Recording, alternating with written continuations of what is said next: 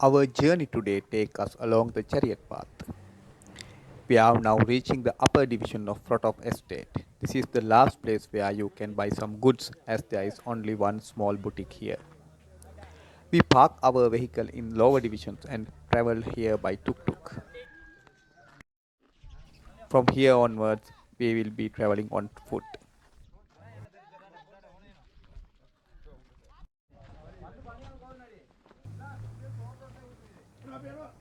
According to the cultural narratives, the chariot path is closely related to the King Ravana.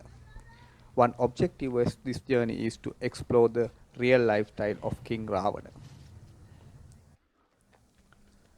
Local legends King Ravana, with the constructions of ancient irrigation systems, reservoirs, and other infrastructure projects in Sri Lanka, which are said to have contributed to the island prosperity during his rule. The chariot path is sometimes mentioned in these stories as part of the extensive network of road built by King Ravana. We are still working through the tea plants. There are few inhabitants in these areas. The area is known as Broom Hill. There are two main roads to reach the chariot path. We selected the Pussellawa road, which is about 14 kilometers of carpeted and rest 4 kilometers is really bad. The other road is from Mulluri Kilagaskada. This is the place of entrance to the forest reservation. No more tea plants here onwards. This is belong to Pidurutaragala forest. Middle part of the reservation is Pidurutaragala mountain, which is the summit point in Sri Lanka.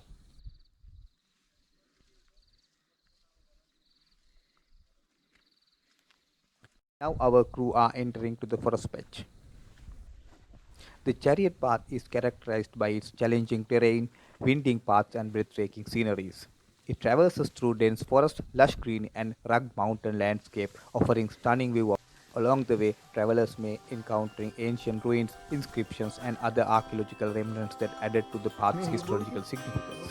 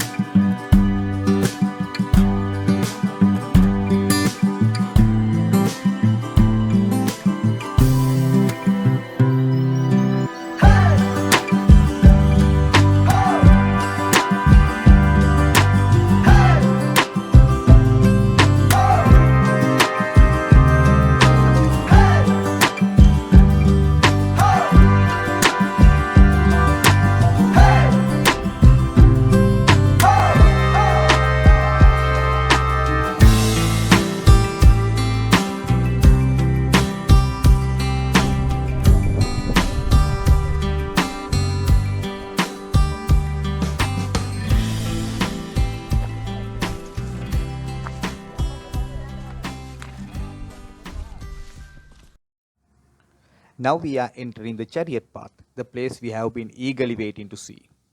Taking in the surrounding environment, we are at the altitude of about 2000 meters above sea level. Let's head to the area with the strong winds and unbelievable landscape. While we are on our way there, I'll give you a brief about the King Ravana.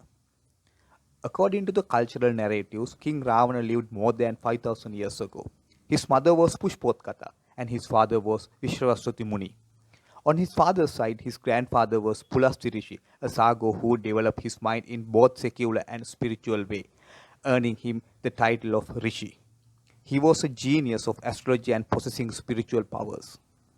On his mother's side, his grandfather was King Sumali, a former king of Heladiva, whose genealogy traced back to the Yakka. The most important thing to note is that Ravana was human. He received training under his grandfather Pulasti, which provided him with the opportunity to learn about various aspects of life. Ultimately, he excelled in 10 vast areas of knowledge, learning people to refer to him as the 10-headed man. This has led to a common misconception that Ravana had 10 physical heads, which is not the case. Ravana was a person who was able to harness power from the sun. Most of his action involved the utilization of the solar energy, which is why he was named Ravana. Ra refers to the sun, and Vana means use power. Thus, by combining these words, he was named Ravana. His real name is Yagu Kaurana Mantaka.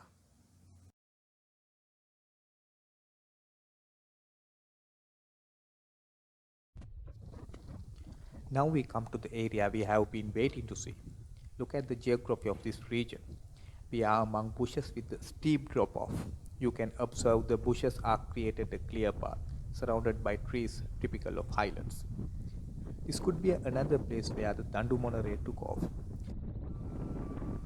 According to the Ravana story, this path was commonly used by King Ravana to visit Ashoka Vatika, now known as Nuwara Eliya.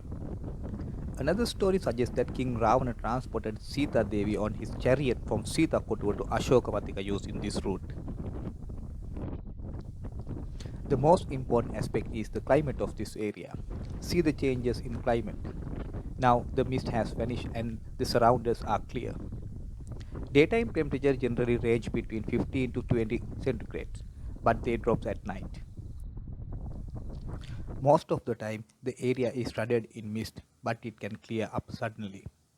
When it is clear, you can see the Kotmale Reservoir.